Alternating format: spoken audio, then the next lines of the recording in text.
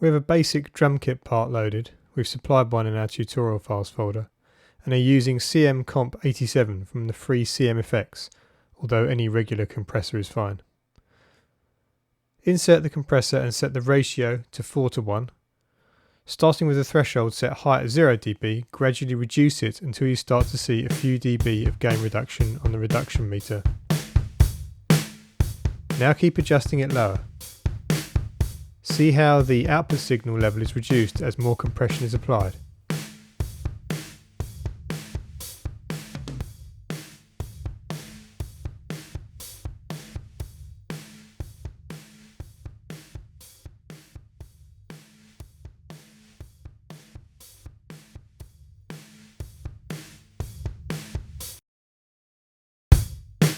Set the attack to 50 milliseconds and the release to 100 milliseconds, and set the threshold to achieve moderate gain reduction of say 5 decibels.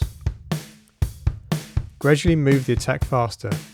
Note how it begins to affect the transients.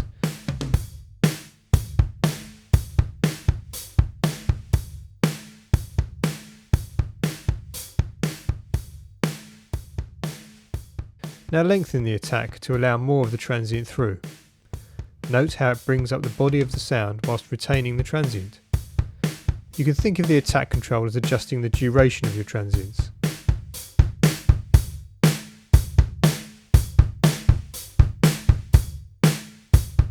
Set the attack back to 30 milliseconds.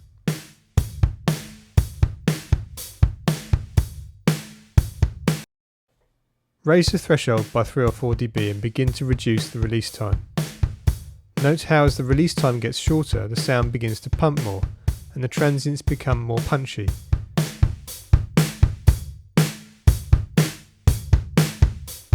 If necessary, lower the threshold to emphasise the effect. Also try revisiting the attack time, trying slower and faster times. You should be getting a feel now for how attack and release work together to shape the compression.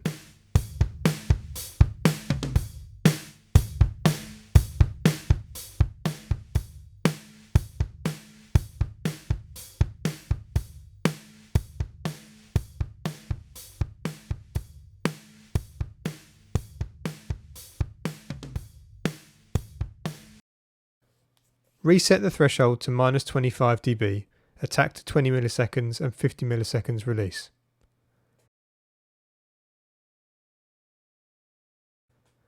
Now see what happens when you move through different ratio settings. Higher ratios will more severely compress parts of the signal that exceed the threshold.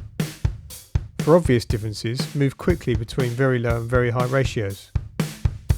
Ignore the metering and listen to how it influences the transients, reducing the threshold to emphasise if necessary.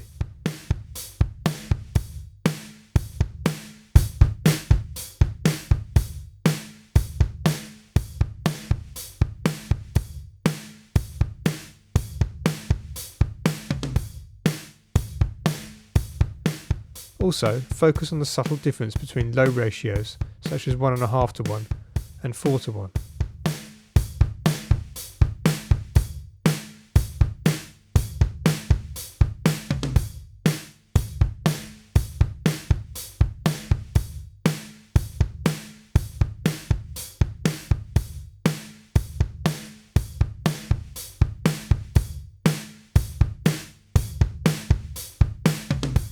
Because compression works by reducing the level of signals, it is often necessary to raise the compressor's output level to compensate for the loss in volume. The manual setting is simply output gain.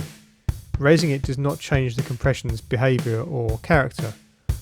The best way to approach this is to repeatedly bypass the plugin, adjusting gain makeup and comparing to the unprocessed signal, with the goal of getting the compressed signal to a similar level as the bypass one.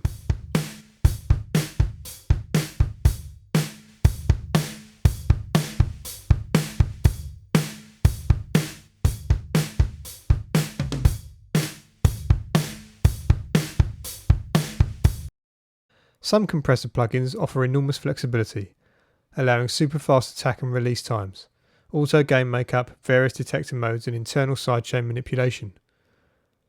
Live's compressor is a case in point, and here we're using its very fast settings combined with auto gain makeup.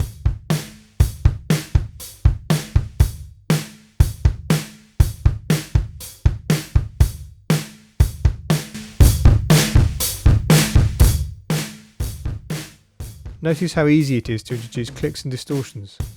So approach these processes with care, unless of course this is what you want.